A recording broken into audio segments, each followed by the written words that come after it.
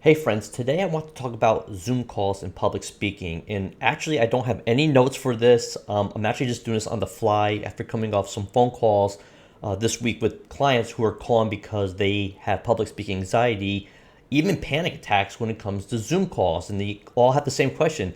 Is Zoom calls the same as public speaking? And the answer is yes.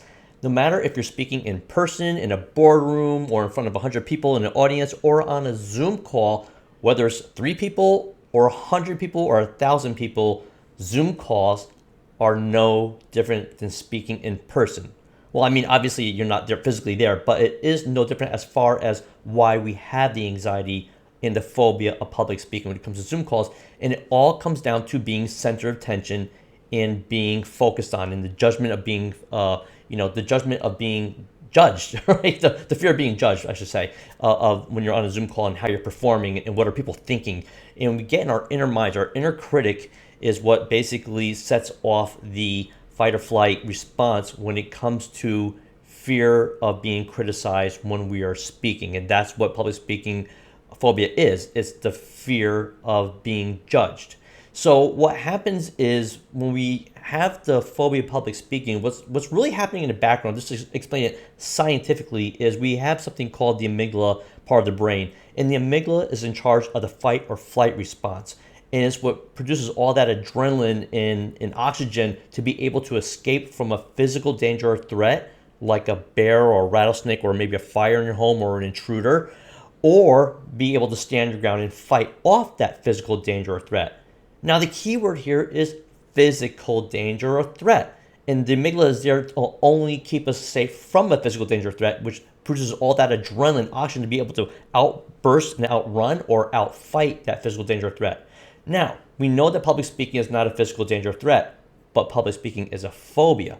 Now, a phobia is an irrational fear of something. So what has happened is, by a false mistake, it's just a false alarm, the amygdala has taken that phobia, which is basically just a perfect illusion of something that's not there, a danger that's not there, and put it into the database of the amygdala. So our amygdala now has public speaking as a physical danger or threat. So what we need to do is get over that phobia, right? And how do we do that? Well, that's something that I do in my course. I teach you how to actually remove the phobia of public speaking from the amygdala so that the amygdala no longer sees it as a physical danger threat. And it actually is really simple to do. Now, a lot of times we do things wrong. We try to calm ourselves down. So when we start feeling all that anxiety build up, we try to calm ourselves down. But what happens is when we try to calm ourselves down, our amygdala is looking at the situation. It's always scanning and saying, hey, why is Bob getting so nervous? Why is he trying to calm himself down?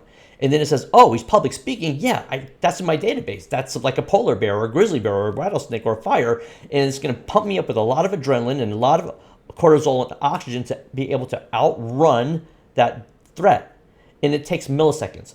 But then just milliseconds later, it scans again. It says, oh my God, Bob's not running. He's still sitting there, right? Because obviously when we're public speaking, we're sitting on a Zoom call or in a boardroom or in front of people, and we're not going to run away. So all of a sudden, it's immediately within milliseconds sends a second dose.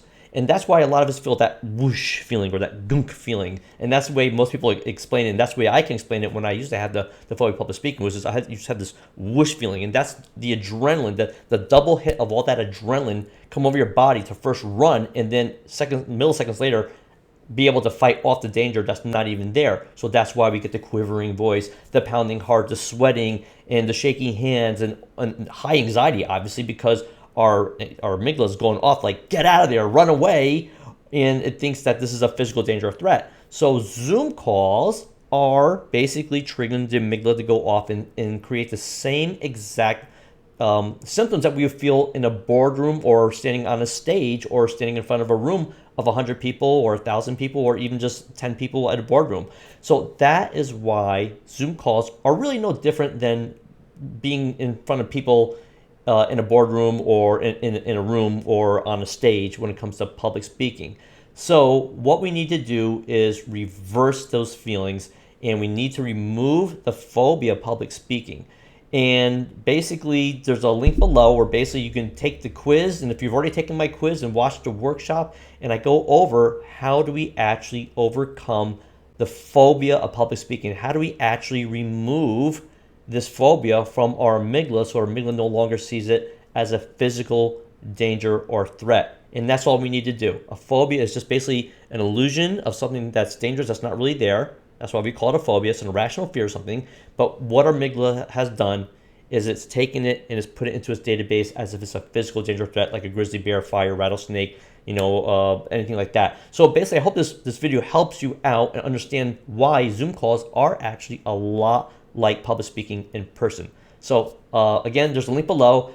Take a look at it. Take the quiz. If you've already taken the quiz, watch the workshop, or take the quiz and then land on the workshop. So basically, you can understand how I help you get over the phobia of public speaking, whether it's a Zoom call, a boardroom, in front of 100 people, or even on big stages. I help everybody from the entire scale, from Zoom calls all the way up to big stages. No matter if it's moderate, high, or severe, even panic attacks, I can help you out. So again, thanks a lot. I just want to put together this video really quick. I don't have any notes, so basically I'm just going down a rabbit hole right now. But this is something I want to talk about because a lot of people have been coming to me for Zoom calls, and I wanted to explain this better and clarify why it's happening. Thank you.